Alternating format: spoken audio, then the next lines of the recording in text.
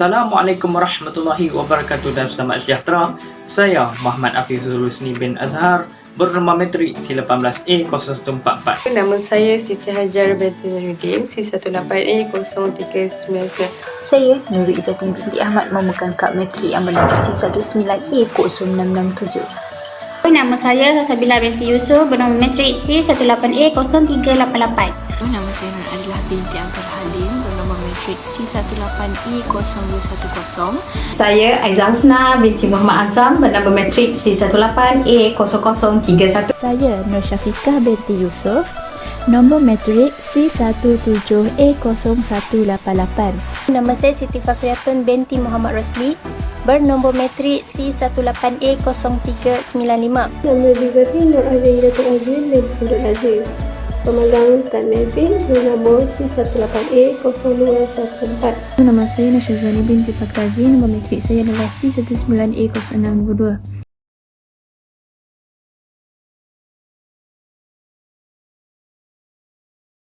Kami dari kumpulan 14 ingin mengetengahkan sebuah kajian kami yang berjudul Penerokaan Seni Bina Masjid Jubli Perak Sultan Ismail Petra, Kelantan dan Masjid Muhammad Cheng Ho, Surabaya. Suatu perbandingan. Ingin tahu lebih lanjut? Ayuh saksikan seterusnya.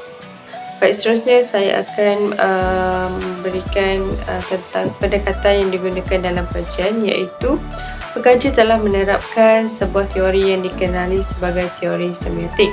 Secara umumnya, semiotik merupakan alat bantu yang sering kali diaplikasikan oleh para pengkaji. Terkala ia juga melibatkan yang berkait rapat dengan perihal tanda dan juga lambang. Pengkaji hanya memfokuskan kepada teori yang dikemukakan oleh Charles Sanders Peirce, di mana beliau telah memperkenalkan 3 elemen utama yang berada dalam teori semiotik. Antaranya adalah objek, tanda dan pentafsiran. Yang pertama adalah tanda. Tanda merupakan sesuatu yang berbentuk fizikal.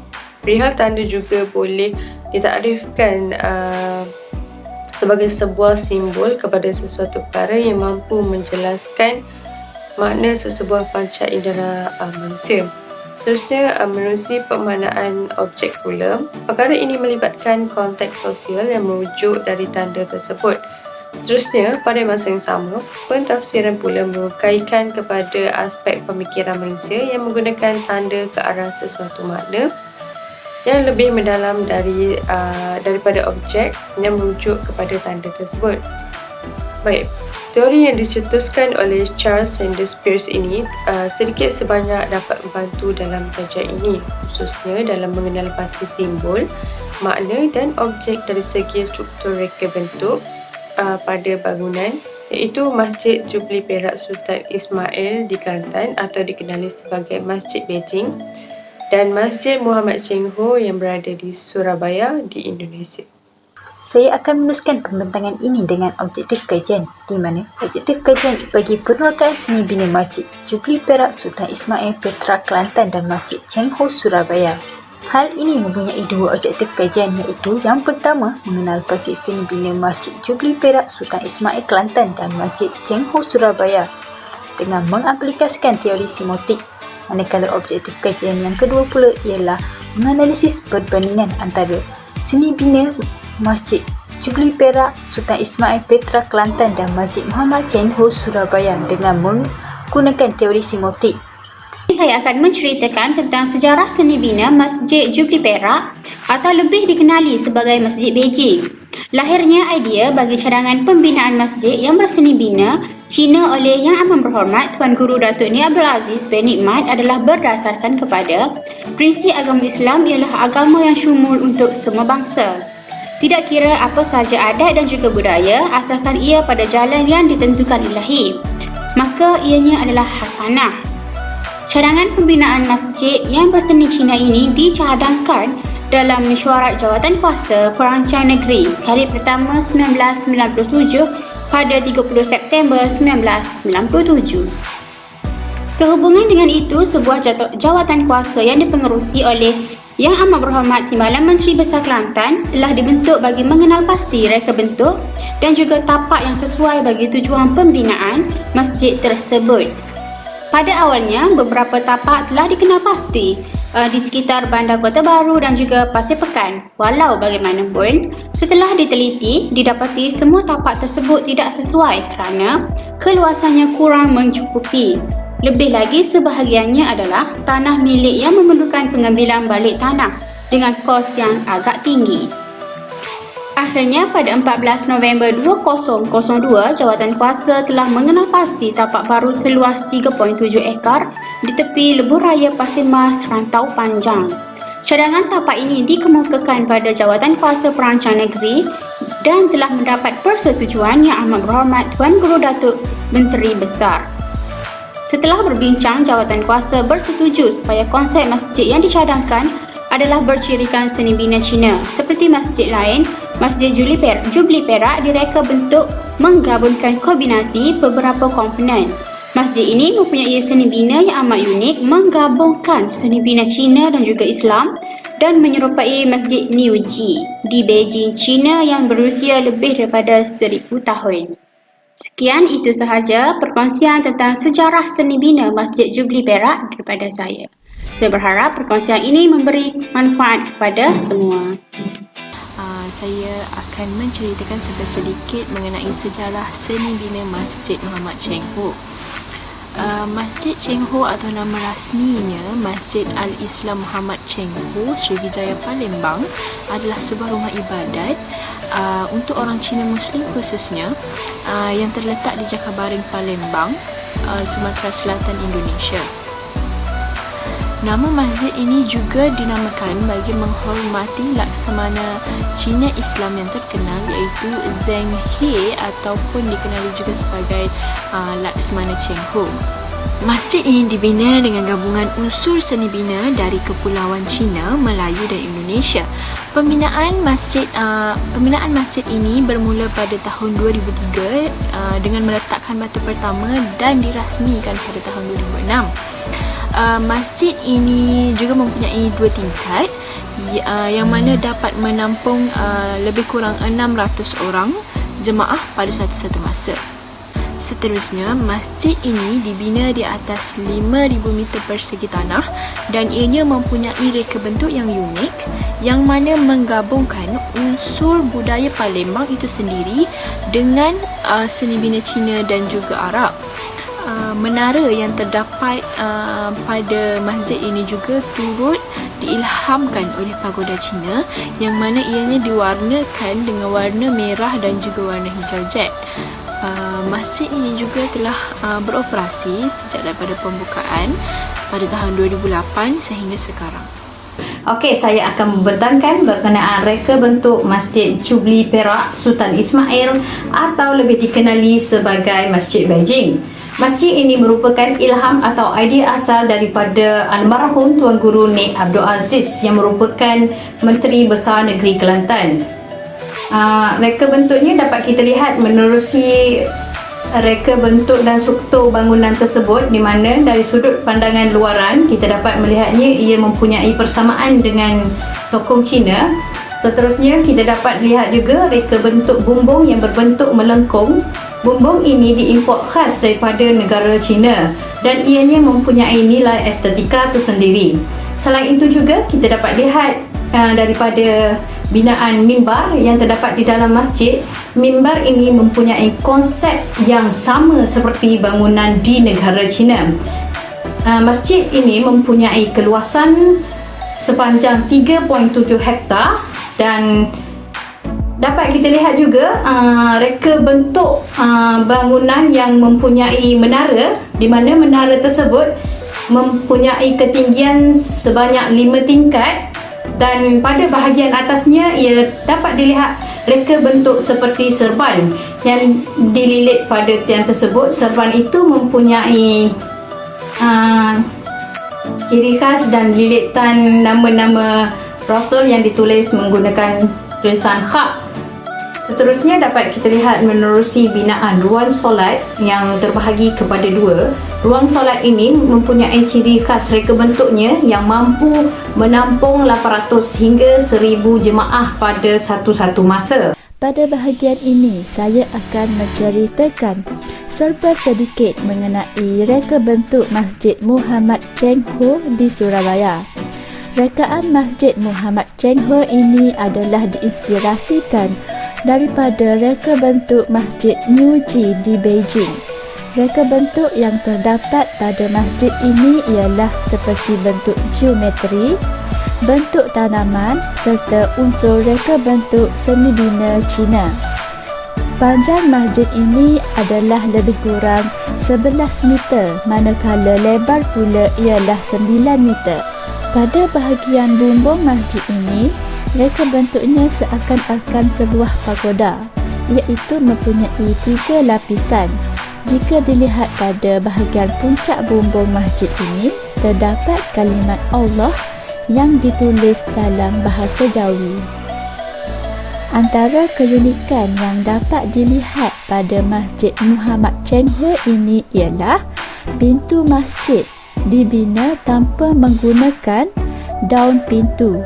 Ia dikatakan membawa maksud bahawa masjid ini terbuka kepada sesiapa sahaja tanpa mengira kaum atau keturunan.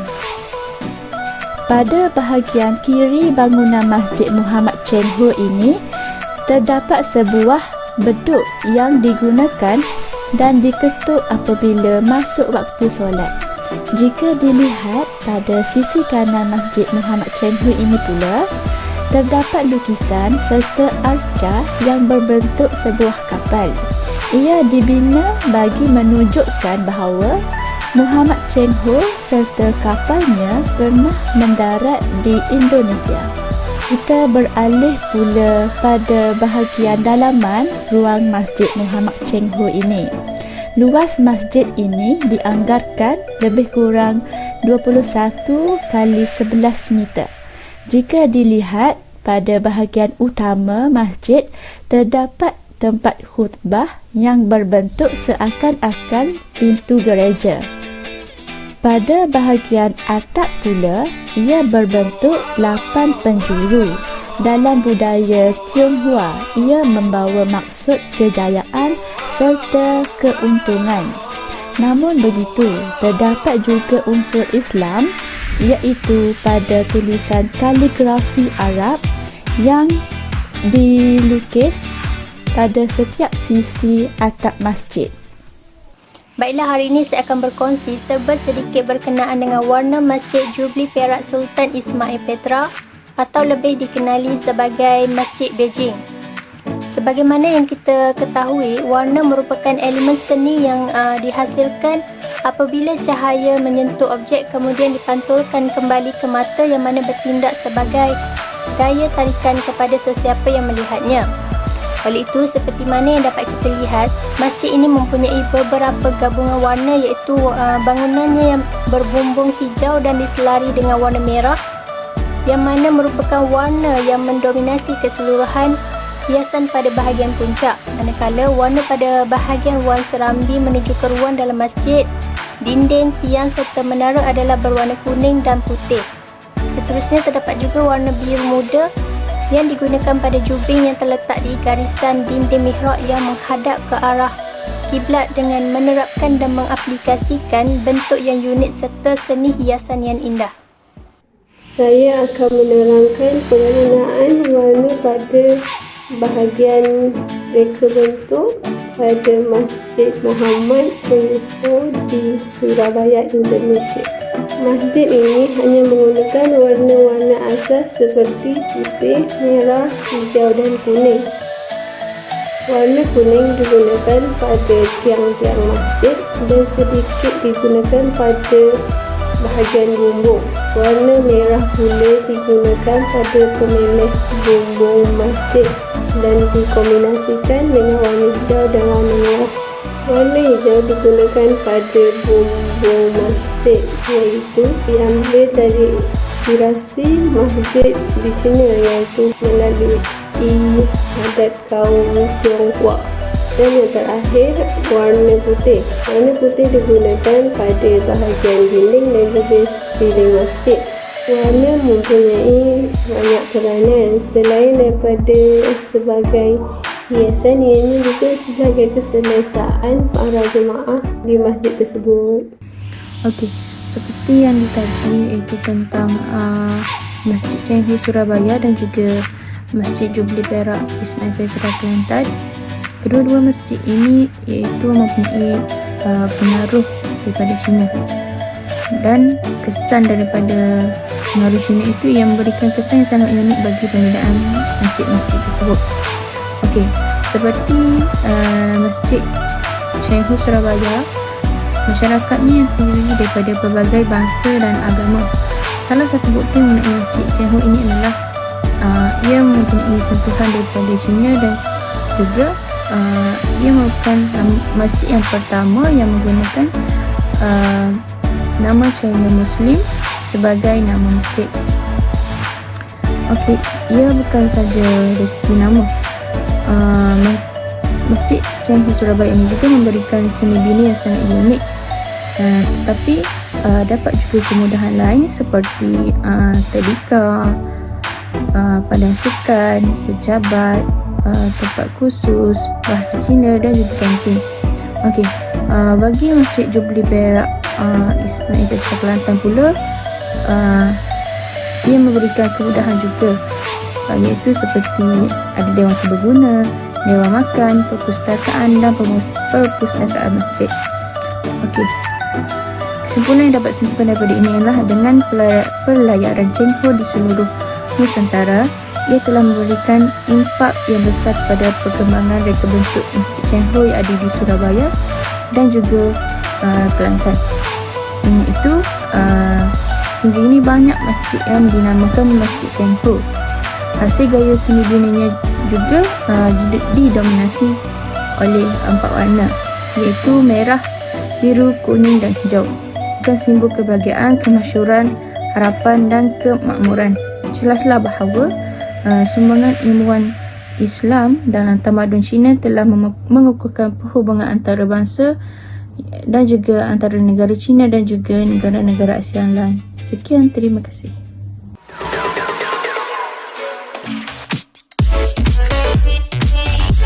Ya, ada sisi angin semua atas tu, di atas tu kita ada sisi angin masjid ni.